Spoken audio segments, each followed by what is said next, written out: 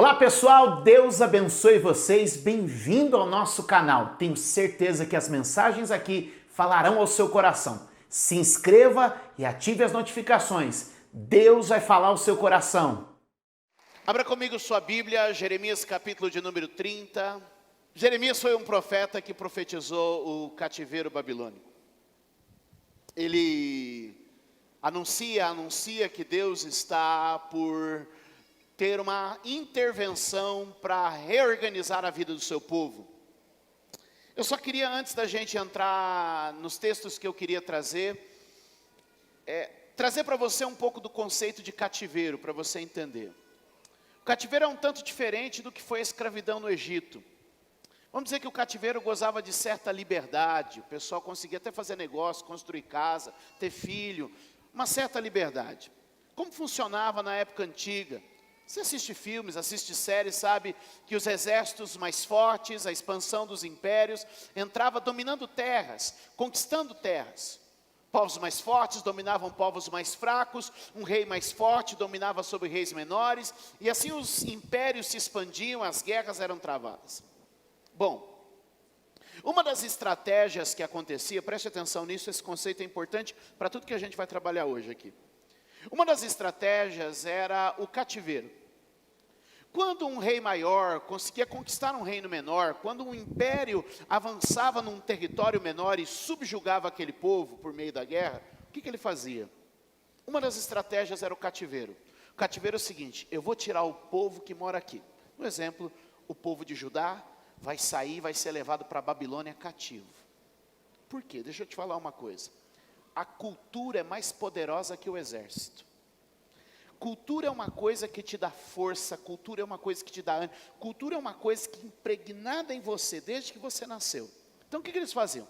Eu vou tirar esse povo da sua terra, eu vou tirar esse povo da sua língua, eu vou tirar esse povo da sua geografia, eu vou tirar esse povo das suas relações sociais, eu vou tirar esse povo da sua alimentação, dos seus aspectos culturais, das suas músicas, da sua literatura, do seu aspecto cultural, e levo esse povo para fora da sua geografia, para fora da sua cultura. Esse povo, de certa forma, fica enfraquecido e mais fácil de dominar e, de certa forma, explorar. Pois bem, essa era mais ou menos, e bem resumido, a ideia do cativeiro. Ou seja, Israel é levado, Judá é levado ao cativeiro. Eles são levados para o cativeiro. E agora, Jeremias está profetizando o retorno, profetizando a volta. E se você olhar comigo, nós vamos ter aqui dois textos. Jeremias 30, verso 3, Jeremias 30, verso 18, eu queria que você observasse comigo, eu vou ler. Certamente vem os dias, diz o Senhor, em que mudarei a sorte do meu povo, Israel e Judá. E os farei retornar à terra que dei aos seus antepassados, e eles a possuirão, declara o Senhor. Verso de número 18, olhe lá, mais uma vez Deus dizendo: assim diz o Senhor, mudarei a sorte das tendas de Jacó, e terei compaixão das suas moradas. A cidade será reconstruída sobre as suas ruínas, e o palácio no seu devido lugar. Jeremias, que profetiza agora, está dizendo assim, ó, vai haver um tempo em que Deus vai tirar seu povo do cativeiro. Vai ter um tempo em que Deus vai trazer o seu povo de volta. E o lugar que antes estava abandonado, agora vai ser reocupado. O lugar que antes foi deixado, agora eles vão voltar.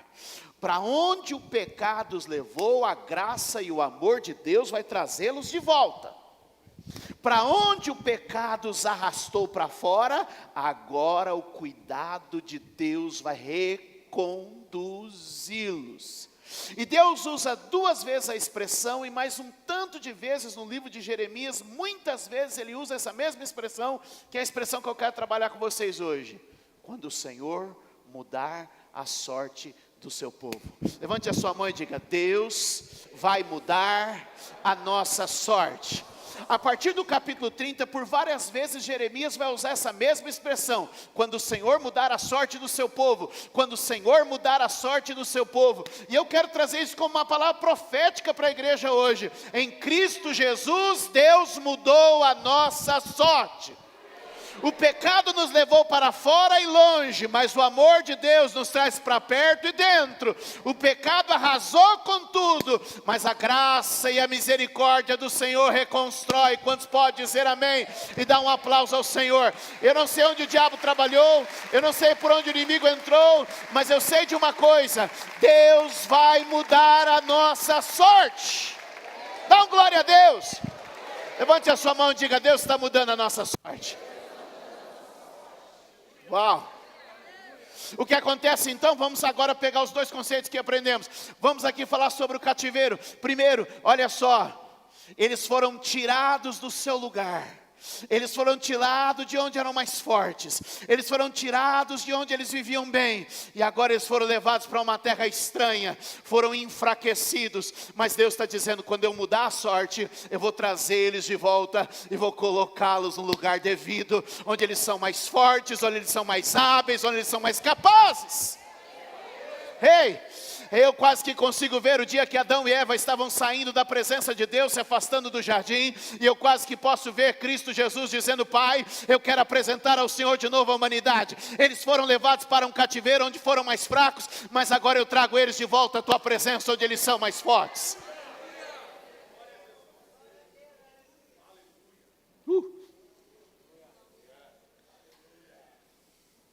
Agora veja, uma figura bem clara do que acontece, do que Jeremias profetizou, se cumpre no Salmo 126. Vamos lá comigo.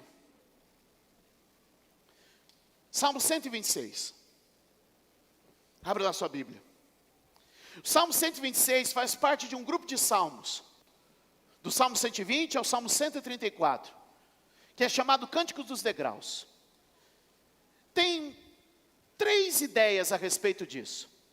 Dizem que eram os cânticos que eles cantavam quando faziam suas peregrinações a Jerusalém.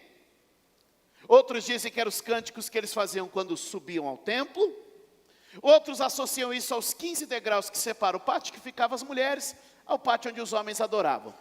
De qualquer forma, as 3 teorias combinam com o que eu quero trazer para vocês hoje. Isso é música de quem está subindo. Segura na mão de alguém e diga: salmo é música de quem está subindo. É por isso que a Bíblia manda a gente cantar, adorar a Deus com salmos, hinos e cânticos espirituais. Porque nós somos o povo que está subindo. Nós somos chamados para subir. Quantos podem dizer amém? Eu não sei de onde você está subindo, mas eu sei para onde você está subindo. Eu não sei se você está subindo de uma depressão, eu não sei se você está subindo de uma enfermidade, eu não sei se está subindo de uma tragédia, mas eu sei que você está subindo para a presença de Deus, está subindo para a intimidade com Deus, está subindo para um tempo de alegria e vida espiritual. Alguém pode dar glória a Deus aqui nesta noite, por favor? Então vamos lá, o cativeiro vem e Jeremias diz assim: Deus vai mudar a sorte, Deus vai mudar a sorte, Deus vai mudar a sorte, trazendo de volta os que foram levados para longe. E aí, alguém inspirado escreve esse salmo. Quando o Senhor trouxe os cativos de volta a Sião, foi como um sonho. Ah, você não está ouvindo isso? Quando o Senhor trouxe os cativos de volta a Sião, foi como um sonho.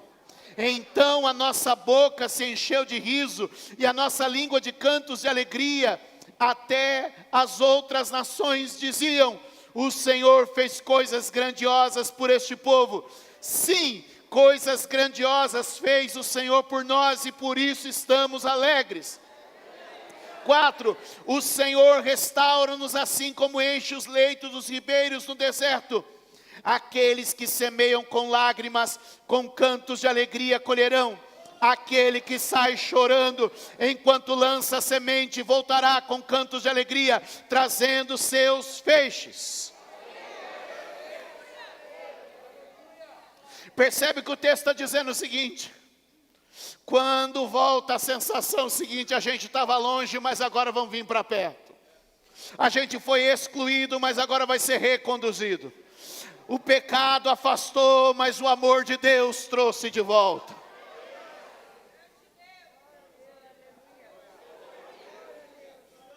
É interessante que ele diz assim, é como a mudança do nosso estado de espírito. Então, primeiro, olha só, é uma mudança da posição. A gente estava longe, agora está perto. Deus mudou nossa posição. A gente não está mais longe, agora a gente está perto. Jesus nos conduz de novo ao Pai. É por isso que ele diz, ninguém vem ao Pai, senão por mim. A primeira coisa que Jesus está mudando é a nossa posição. Antes eu estava longe, agora eu estou perto. É por isso que a Bíblia diz que nós somos reconciliados, reaproximados. Estávamos longe, agora estamos perto. E ele diz assim, agora nós estamos voltando.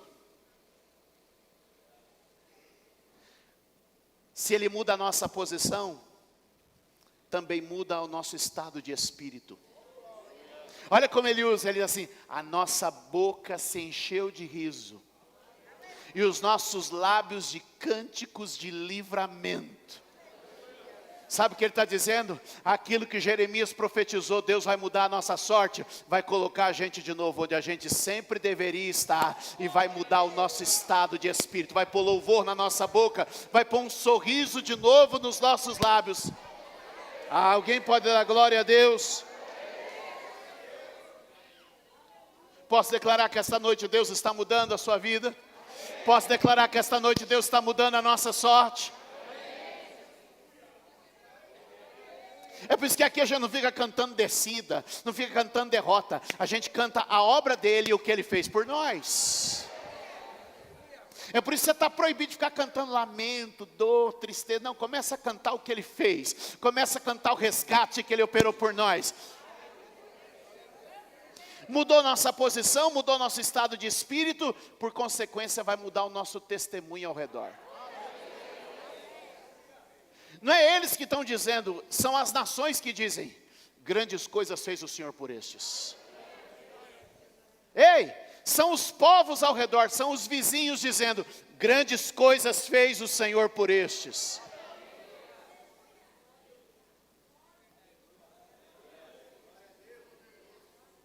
Segura na mão de alguém e diga, vai ser visível, vai ser notório.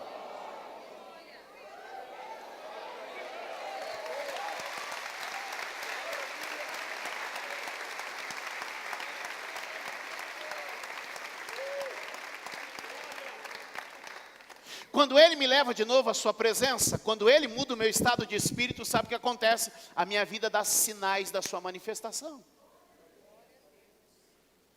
Quantos podem dizer amém? Amém.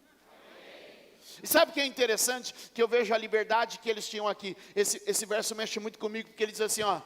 O povo dizia, grandes coisas fez o Senhor por estes. Mas ainda na cabeça de muito crente, uma mentalidade meio franciscana, assim, sabe? Meio... que a gente parece que não pode ser elogiado.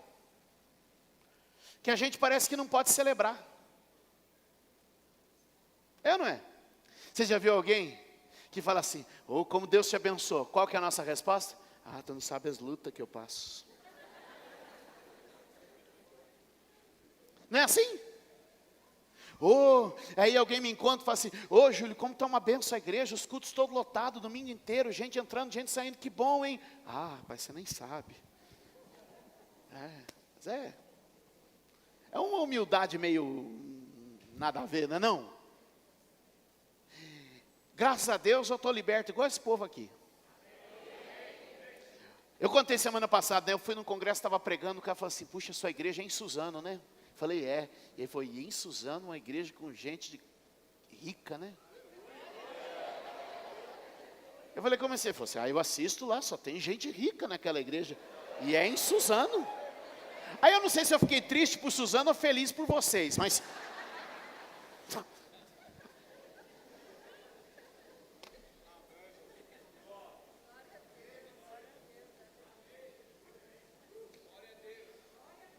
Aí tem gente que quando alguém faz uma elogio, não, mas você não sabe os tribulados que tem lá também. Não sabe o preço que eu pago. Nesse negócio de pagar preço me dá um negócio que não sei. Mas tudo bem. Não sabe o preço que eu tenho pagado. Deixa eu te dizer uma coisa. Quando as nações diziam, Grandes coisas fez o Senhor por eles. Sabe como eu respondia? Grandes coisas fez o Senhor por nós, e esse é o motivo de estarmos alegres. Segura na mão de alguém, chacoalha e fala assim: celebra as vitórias que Deus tem te dado.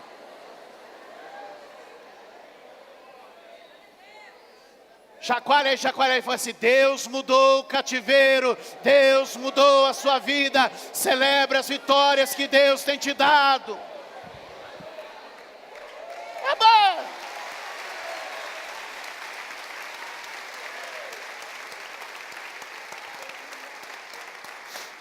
Grandes coisas fez o Senhor por estes. Grandes coisas tem feito o Senhor por nós, e por isso estamos alegres. Aí ele não para, ele diz assim, ó: somos como Deus quando faz encher os ribeiros no deserto. Está mudando uma estação, gente. Está mudando uma estação, querido. Eu queria que você fosse comigo para Israel, para você poder ver. Às vezes você está indo na estrada assim, e tem umas barreiras de proteção na estrada, e você fala: por que uma barreira de proteção no meio de um deserto desse? Eu sou curioso. E aí eu perguntei para o nosso guia, a primeira vez que nós fomos, eu falei: por que uma barreira de proteção no meio do deserto do Negueb? Uma barreira de proteção?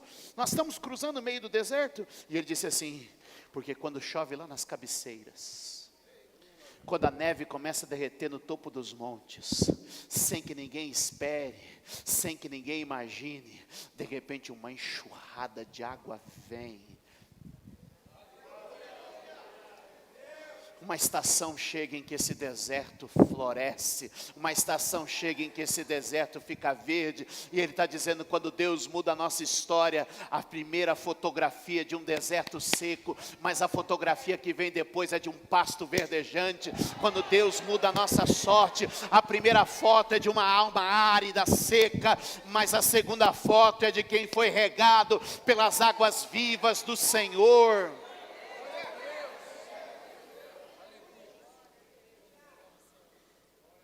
E para fechar o salmo, ele diz assim, ó: é aquele que saiu em lágrimas.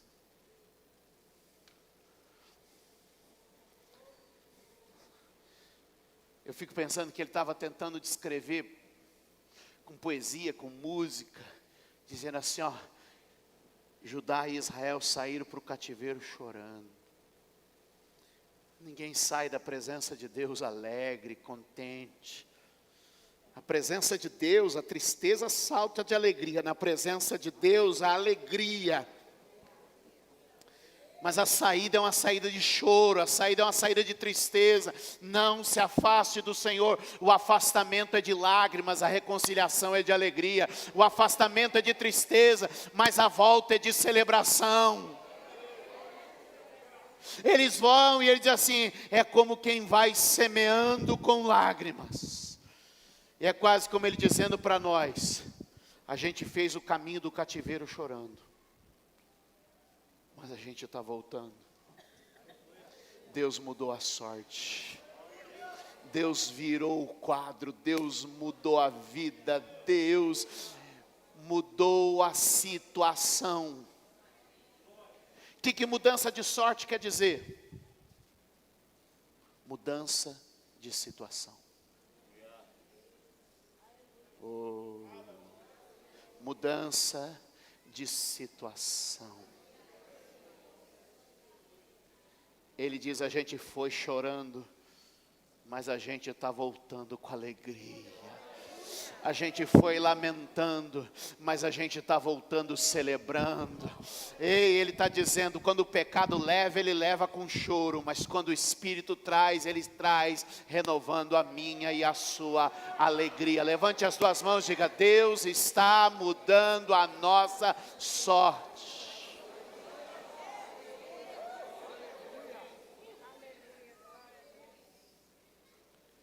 Deus muda a sorte do seu povo. Como é que isso se aplica na nossa vida? Eu vou te dar 3 exemplos de uma mudança de sorte. Mateus capítulo de número 4, verso de número 12. Ouça isso.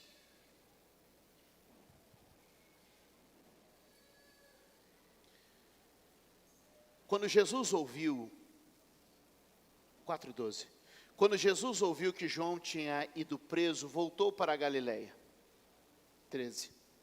Saindo de Nazaré, foi viver em Cafarnaum, que ficava junto ao mar, na região de Zebulon e Naftali, para cumprir o que fora dito pelo profeta Isaías.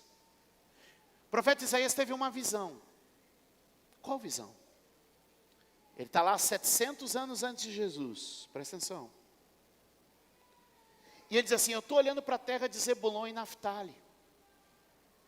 Eu estou olhando para essa terra, observe o verso de número 15, como ele a descreve. Terra de Zebulon, terra de Naftali, caminho do mar, além do Jordão, Galileia dos gentios, o povo que vivia em trevas.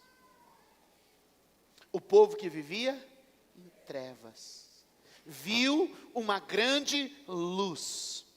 Sobre os que viviam na terra da sombra da morte, raiou uma luz. Ele começa a olhar e diz assim: eu vejo a terra de Zebulon e Naftali, e de repente uma luz começa a brilhar. Eu vejo aquela terra desprezida, esquecida, terra de sombra, terra de morte, mas de repente eu vejo ela brilhando. Ele não sabia, mas eu sei, eu estou melhor que Isaías. Isaías diz assim: eu vi aquela terra brilhar, eu não sei o que isso significa, mas eu sei. É porque Jesus, verso seguinte diz, o verso 17, dali em diante Jesus começou a pregar. O que Isaías está vendo? A terra de Zebulon, a terra de Naftali, era uma terra de sombras, era uma terra de morte, era uma terra de trevas, mas o evangelho começou a ser pregado nela, e por isso a sorte daquela terra foi mudada. Onde chega a pregação do evangelho, a sorte muda. Onde chega a pregação do evangelho, a sorte muda. Toque alguém e diga: onde a pregação chega, a sorte muda.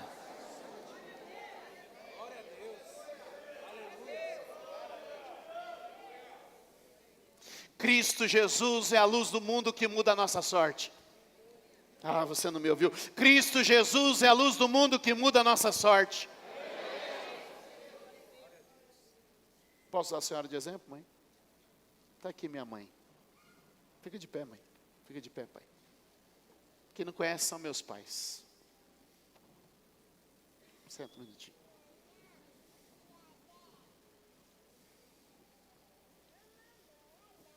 Há 33 anos atrás, minha mãe entrou num quadro depressivo, de angústia e tristeza. Só que 33 anos atrás, quem sabia o que era depressão? Quem sabia o que era isso que as pessoas sofrem hoje? Ninguém. Às vezes não tinha coragem de levantar da cama, às vezes tinha crise de choro incontido sem ter motivo. Eu tinha 9 anos de idade, eu me lembro bem. Eu me lembro de uma cena, de um dia, a gente tinha telefone com extensão em casa, os mais novos não sabem disso. Mas era um negócio tipo assim, você tinha um aparelho telefônico, pesava uns 15 quilos na sala, e você tinha um outro com um fio que estava em algum outro cômodo da casa. E no nosso caso era na cozinha. Ele tinha um discão assim, que você tinha que...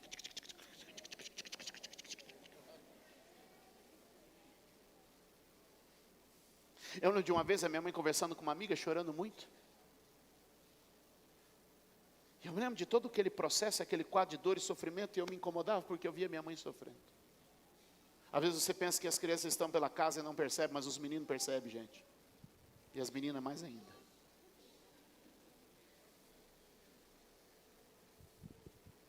Eu lembro que uma vez eu peguei o telefone na extensão para desligar. Porque eu não queria ver minha mãe chorando de tristeza. Eu podia ter perdido minha mãe para depressão, eu podia ter perdido minha mãe para síndrome do pânico. Eu podia ter visto minha mãe enlouquecer. Mas eu lembro de um dia que ela estava na cama, e entrou um grupo. Quem liderava esse grupo no dia era o pastor Delfino, Pastor da Assembleia de Deus, Ministério de Suzano, 2 quadras aqui para frente da gente. Sabe o que aconteceu naquele dia? Aquela casa e aquele quarto que estava em trevas, cercado e rodeado pela sombra da morte, viu uma grande luz. Porque onde a pregação do Evangelho chega, a sorte muda, a sorte muda, a sorte muda.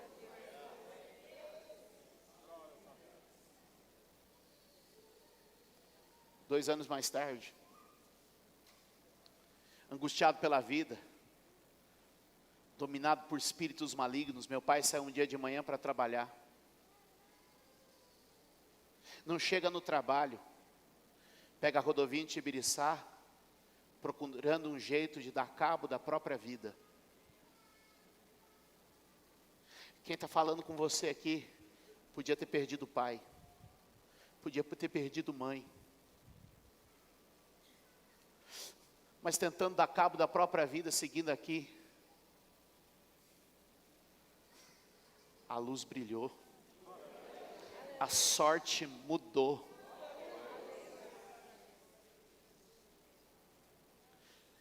Deus fala com ele, ele volta para casa. Pastor Mateus vai na minha casa aquele dia, ele pede que eu vá com os meus irmãos para o quintal, enquanto ele conversa com meu pai. Eu não sei qual foi a conversa, mas eu sei o resultado da conversa. A luz entrou nas sombras, as trevas recuaram, e hoje eu estou aqui, minha família está aqui, meus filhos estão aqui, minha casa está aqui. Porque quando a luz chega, a sorte muda. Quando o Evangelho é pregado, a sorte muda. E a minha história não é única, não. A minha história não é única, não. A história de muitos aqui são assim também. Nas trevas e nas sombras, a luz brilhou para dizer: eu vou mudar a sorte dessa gente. Eu lembro que era mês de outubro, perto de Dia das Crianças. Meu pai converte naquele dia de semana. Chega domingo, nosso primeiro culto. No sábado, meu pai fala assim: Julieta, eu não tenho uma calça para ir no culto. Porque era uma vida de trabalho, e trabalho, e trabalho. Eu vou não ter uma calça para ir no culto.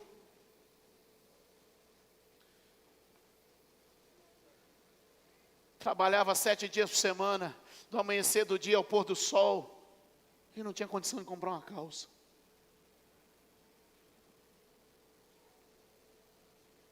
Mas quando Jesus chega, a sorte muda. Eu nunca conto testemunho da minha família, hoje que eu quis contar. Minha mãe diz assim: Valdir, nós vamos ali na loja Nicolete, quem lembra? Eles fazem carnezinho dividido. Quem já comprou na Nicolete pagou carnezinho? Tu é antiga, hein?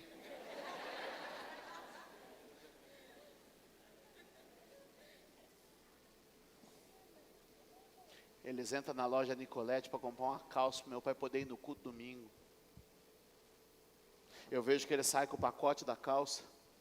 E junto com o pacote da calça, eu nunca vou esquecer da cena, um embrulho arredondado. Sabe o que é isso? Era uma bola. Aquele ano, a bola oficial do Campeonato Brasileiro era uma topper de couro. Nunca vou esquecer. Eu falei: esse negócio de Jesus é bom mesmo.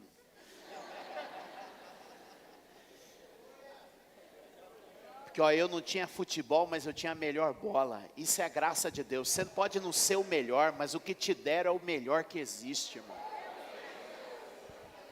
Agora era todo mundo: Júlio, vamos lá que tem jogo hoje. Júlio, vamos lá que nós queremos brincar. Era gente no meu portão, porque a gente era para eu ser o desprezado e o esquecido, mas agora eu sou o favorecido. Eu sei o que uma bola pode fazer na vida de um menino, gente. Oh, não, eu sei o que Jesus pode fazer na vida de uma família, gente.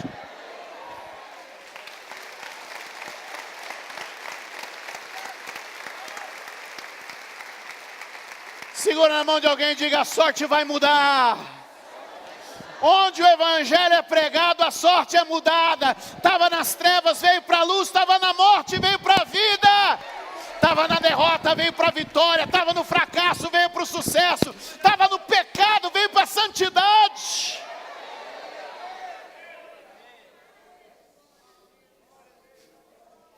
Isaías começou a dizer assim, eu não sei o que é, mas eu vejo que a terra de trevas ganhou luz. A sorte de Zebulon e Naftali, a Galileia dos gentios mudou pela pregação do Evangelho de Cristo Jesus. Desde que o Evangelho entrou na sua casa, a sua sorte começou a ser mudada. Então, primeiro, ele muda a nossa sorte num aspecto geral. E depois, na caminhada com ele, a gente vai tendo mudanças de sorte pontuais. Atos capítulo de número 12, verso de número 4.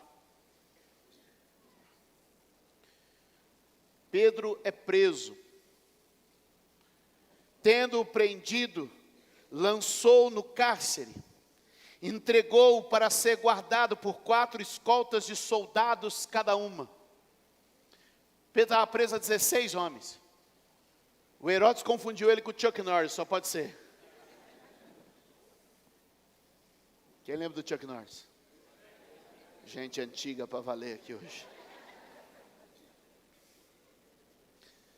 Herodes pretendia submetê-lo ao julgamento público, depois da Páscoa. Pedro então ficou detido na prisão. Mas eu amo isso aqui, ó, ao final do verso 5. Mas a igreja orava intensamente a Deus por ele. Igreja orava intensamente a Deus. Eu amo isso. Igreja orava intensamente a Deus. Igreja orava intensamente a Deus. O decreto era: amanhã a gente julga, condena e executa. Mas quando a igreja começa a orar, a sorte muda. Quando a igreja se reúne para orar, a igreja ora intensamente a Deus, a sorte muda. Quando eu e você aprendemos a orar com intensidade na nossa vida, você vai ver que Deus vai provocar mudanças. Coloca mais intensidade na sua oração. A Bíblia diz que Elias era homem sujeito às mesmas paixões, ou mesmas fraquezas que eu e você. Mas a Bíblia diz que ele orou intensamente ao Senhor. Não apenas orava, mas orava com intensidade. Ore até que uma mudança seja provocada. Toque alguém e diga: ore até que uma mudança seja provocada. Ore intensamente até que algo seja provocado. Oh, aleluia. Herodes coloca ele na prisão, ele é preso, ele é algemado, as portas são fechadas. Mas o que acontece? A igreja fazia oração intensa a Deus por ele. O que acontece? Verso número 6. Na noite anterior ao dia em que Herodes ia submetê-lo a julgamento, Pedro estava dormindo entre 2 soldados, preso com 2 algemas, e sentinelas montavam guarda à entrada do cárcere. 7. Repentinamente apareceu um anjo do Senhor, e uma luz brilhou na escuridão do cárcere. E aquele que estava adormecido na noite foi cutucado. Acorda, diz o texto, aleluia. Ele tocou do lado do Pedro e acordou e disse: depressa, levante-se. Disse ele, e então as algemas caíram dos punhos de Pedro.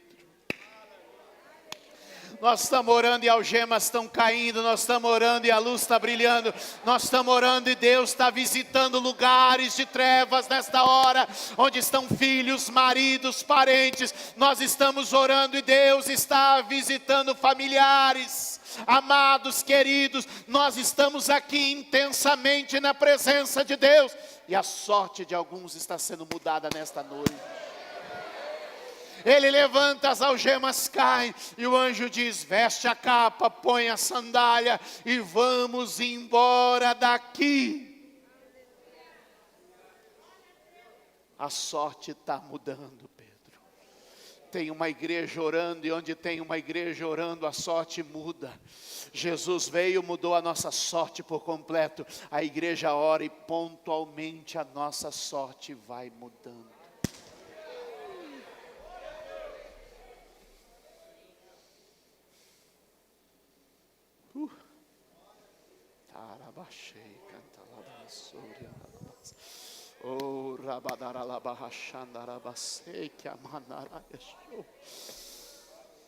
De repente Pedro está se pondo a caminhar, tem uma porta fechada, e eu quero te dizer, não pare diante das portas fechadas, porque Deus já mudou a sua sorte, e quando Deus muda a sorte de alguém, a porta abre por si mesma. Passando a porta se abriu, abriu-se a porta, e quando ele vê, está na rua. E o que a Bíblia aponta para nós? Que ele está como no Salmo 26. Pedro falou, isso é sonho. Eu estou sonhando que eu estou saindo da prisão. E de repente ele percebe e diz assim, não é sonho não. Ele está como no Salmo 26, estávamos como os que sonham, mas ele está dizendo, belisca aqui, é realidade. Deus mudou a minha sorte.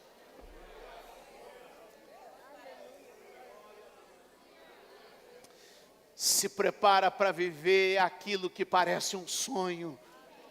Porque quando Deus muda a nossa sorte, estávamos como aqueles que sonham.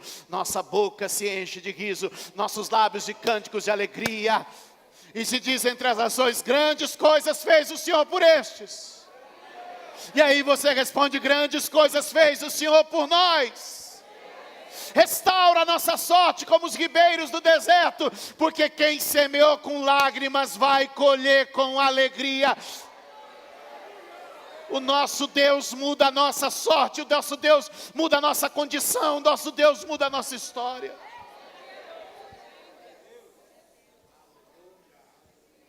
Cristo vem, quem recebe a Jesus tem sua sorte mudada. A igreja segue, e na oração a gente pode mudar pontualmente a nossa sorte. Vai ter que operar, mas se orar intensamente a Deus, não tem escapatória. Juiz vai decretar, mas se orar intensamente a Deus,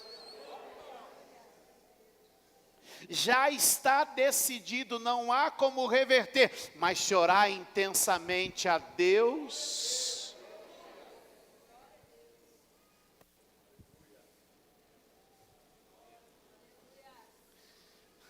e aí nós vamos presenciar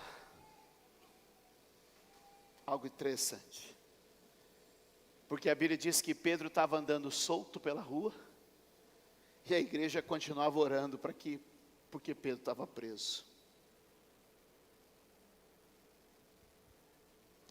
Posso falar uma coisa? As notícias que você trouxe na entrada deste culto são notícia velha. O povo estava orando por um preso que já estava solto. Notícia velha. Sabe essa notícia que está aí ocupando sua cabeça, preocupando você, angustiando você? Bate no ombro de alguém e fala assim, notícia velha.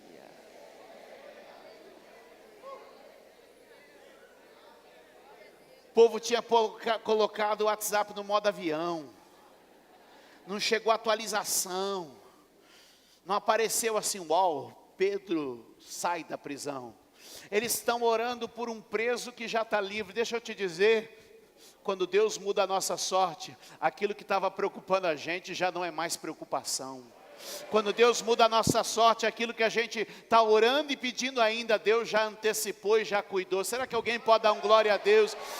Deus está mudando a sorte de uma igreja que ora. Deus está mudando a sorte de um povo que ora. Ora, baracharala, barrada. Levante a sua mão e diga, a igreja orava intensamente a Deus. Por que não começou a orar ainda? Por que não levanta a mão e começa a orar agora para Deus mudar a sorte dessa situação? Por que não levanta a mão aí em cima agora e começa a dizer: Deus, isso vai mudar amanhã, é segunda-feira, estou voltando para o escritório, estou voltando para o trabalho, a sorte vai mudar. Deus, esta noite de domingo eu vejo meu filho voltando, eu vejo meu marido restaurado, eu vejo a minha casa sendo renovada, eu vejo um milagre de Deus acontecendo. Alguém pode orar aqui nesta noite e dizer: Senhor, eu sei que o Senhor vai trazer o livramento, eu sei que o Senhor vai mudar essa condição, o cativeiro, a algema vai cair. Será que alguém pode orar ao Senhor e levantar um clamor nesta noite? Ele disse: a minha casa será chamada casa de oração para todos os povos. Comece a orar, igreja, comece a orar. Deus vai mudar a sorte dessa família, vai mudar a história dessa casa.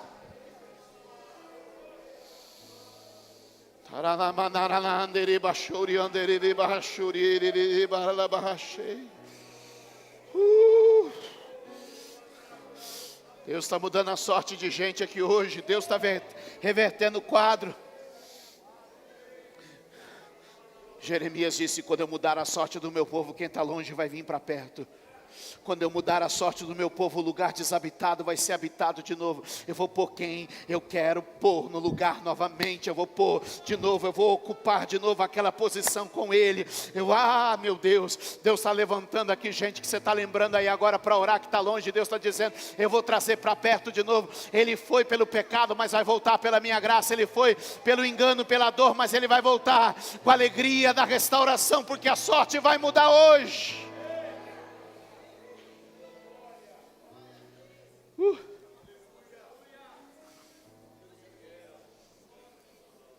Oh, meu Deus.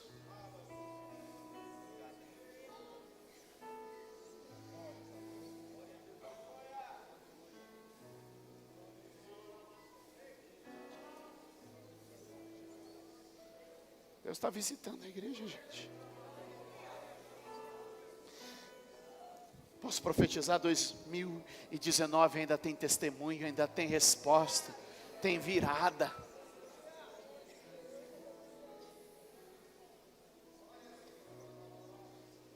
As festas de fim de ano ainda vai ser os parentes dizendo: uau, o que Deus fez na sua vida nesse final de ano, hein?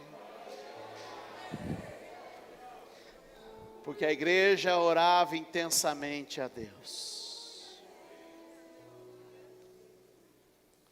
Cristo Jesus vem e muda a nossa sorte, nossa vida. A igreja orando muda pontos da nossa história. A gente tem tempo para mais uma. 2 Coríntios capítulo de número 8, verso de número 1. O Espírito Santo está aqui.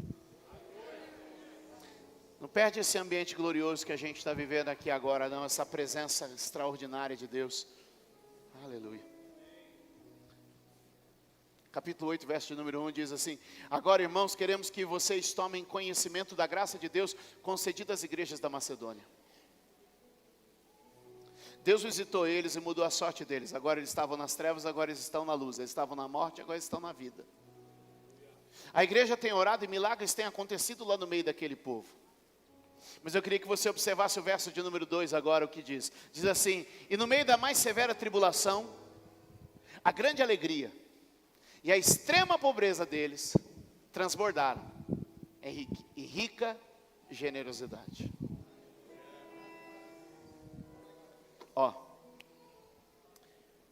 Jesus vem e muda a nossa sorte por completo. As situações da vida chegam e a oração da igreja muda a sorte, pontualmente. Mas é uma atitude nova que mudam as estações da nossa vida. Segura a mão de alguém e diga: sua nova atitude provoca uma mudança.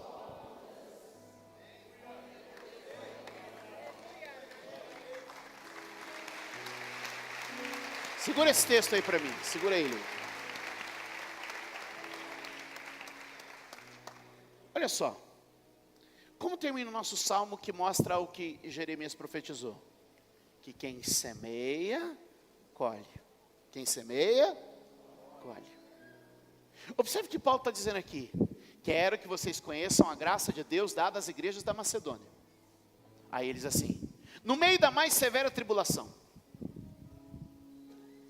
a grande alegria e a extrema pobreza deles transbordou em rica generosidade. Paulo está dizendo, esse povo mudou sua sorte por ter uma nova atitude. Eles podiam ficar ali lamentando sua miséria, lamentando sua pobreza, lamentando seu fracasso, lambendo ferida. Mas o que eles disseram? Na nossa tribulação vamos nos alegrar, e na nossa pobreza vamos ser generosos. Tua nova atitude te leva para uma nova estação. A estação vai mudar.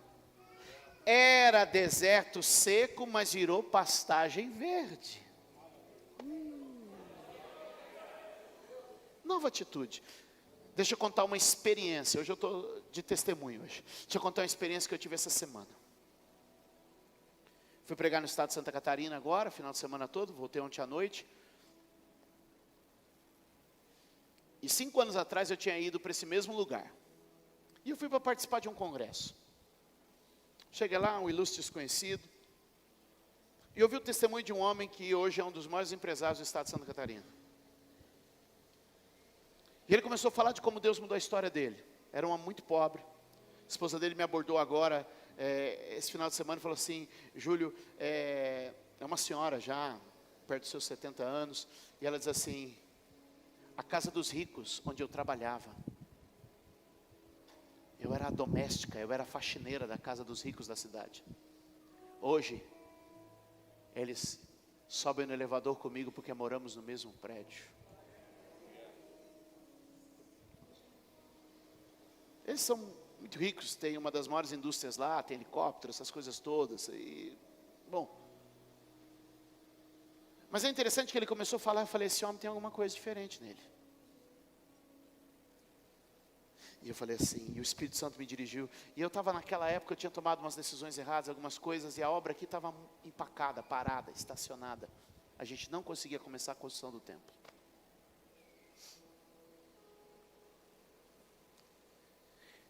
Naquele dia eu falei assim, eu vou fazer uma oferta de R$1.000 nesse ministério.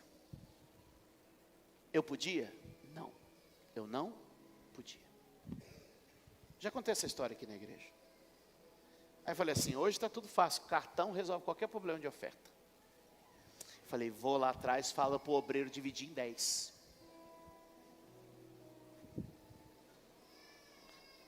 Não dá.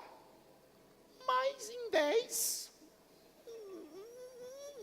Entendeu? Quem entendeu? Fui lá.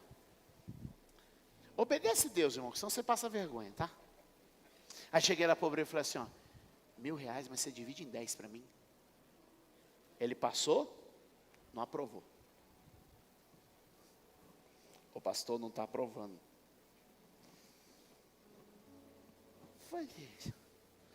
Eu falei, tá ruim, mas não está tão ruim. Passa de novo. Pastor, não está aprovando. Sabe quando aquele... Sabe? Quem já teve isso? Falei, passa numa só. Ou vai, ou vai. Deus domina o sistema, irmão. Eu não sei. Eu sei que, acho que naquele dia nós inauguramos o 6G, o 7G. Que eu nunca vi ser tão rápido o sistema. Passou os 1.000. Eu voltei de lá, era final de novembro.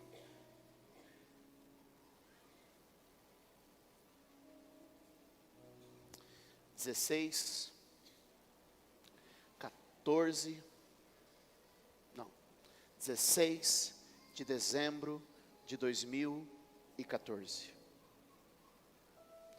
Nós assentamos o primeiro bloco. 15 meses depois,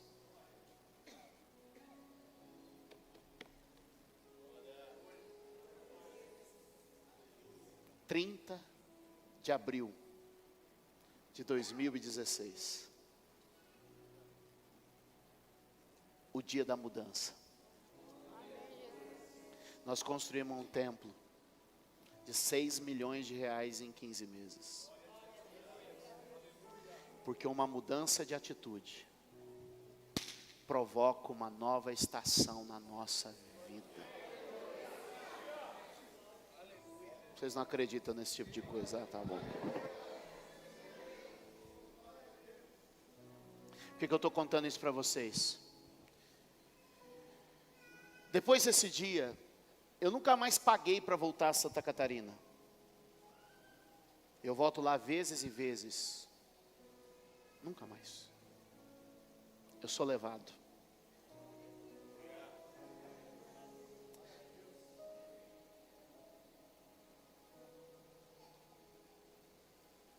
Quinta-feira pela manhã eu nem havia pregado no congresso. O pastor Brito estava comigo. Eu não tinha mais livro para vender.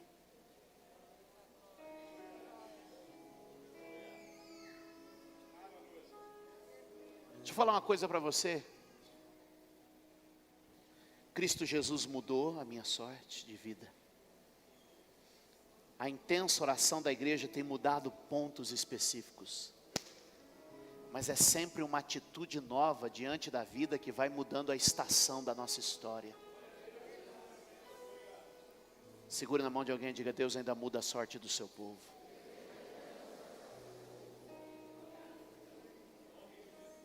Ontem, esse empresário, que também é um pastor, estava lá.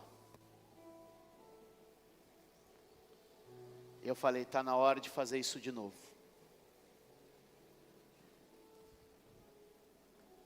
Aí eu falei: a minha sorte nessa área mudou. Falei: Érica, separa aí na bolsa.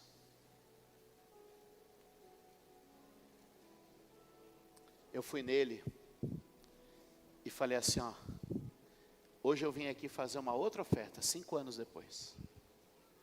Mas essa não é por mim. Essa é por cada pessoa que o Senhor colocou naquela igreja. Uma atitude nova provoca uma estação nova. Levanta a mão e diga: uma atitude nova provoca uma estação nova.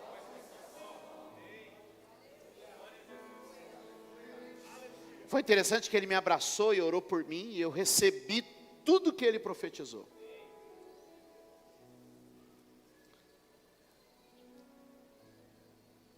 E ele falou assim: ó, começa hoje um tempo novo para todo aquele povo. Começa um tempo novo para os empresários, para os profissionais. Começa um tempo novo para aquela igreja. A sorte deles mudou. Irmãos, eu estou com essa mensagem preparada desde segunda-feira. Deus falou comigo. Terça-feira eu gravei com o pessoal, você viu o vídeo.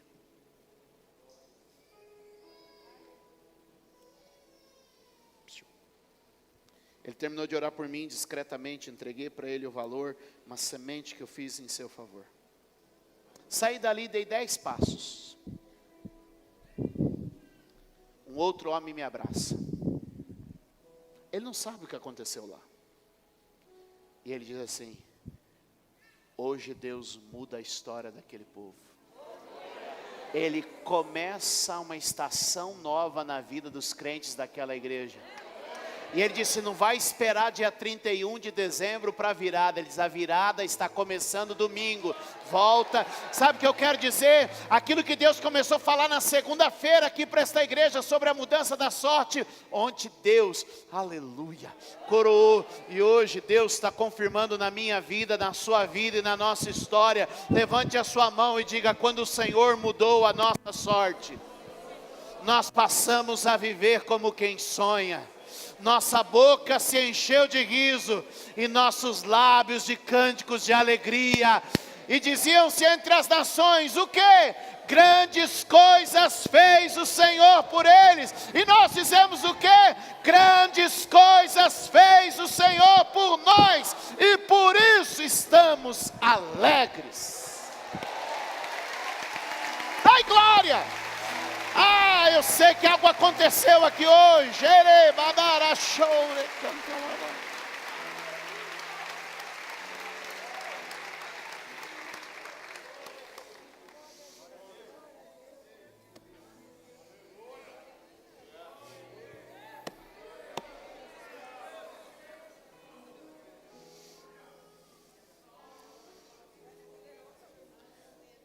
eu não sabia de nada disso que ia acontecer durante esse final de semana.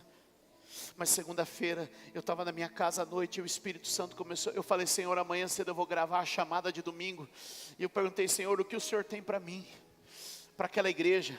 E Deus começou a falar comigo na segunda-feira à noite, em casa, dizendo assim: eu vou mudar a sorte do meu povo. Vou pegar quem está longe e trazer para perto. Vou pegar o que está destruído e vou reconstruir. Vou pegar o que não era e faço ser. Eu vou mudar a sorte, eu vou quebrar o cativeiro e vou reconduzir. Deus está quebrando o cativeiro e nos reconduzindo à posição. Deus está quebrando o cativeiro e nos trazendo de volta. Hoje uma estação nova começou na nossa vida.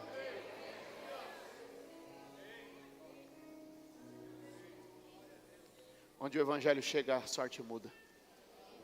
Onde a igreja ora, a sorte muda. E quando a gente tem uma atitude renovada, a sorte muda. Mudança de sorte é a mudança da condição.